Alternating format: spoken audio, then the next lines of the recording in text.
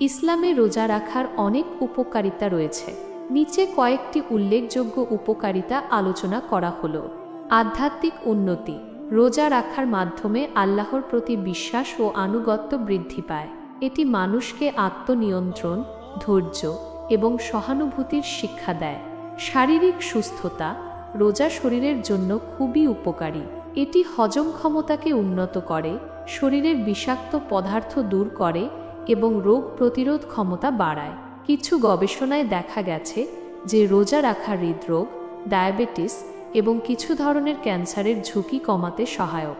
মানসিক স্বাস্থ্য।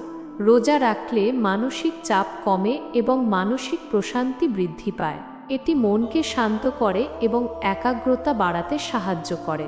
সামাজিক উপকারিতা। রোজার মাধ্যমে সমাজের দরিদ্র ও অভাবী মানুষের প্রতি সহানুভূতি তৈরি হয়। এটি সমাজে ঐক্য ও ভ্রাতৃত্ববোধ বাড়াতে সহায়ক।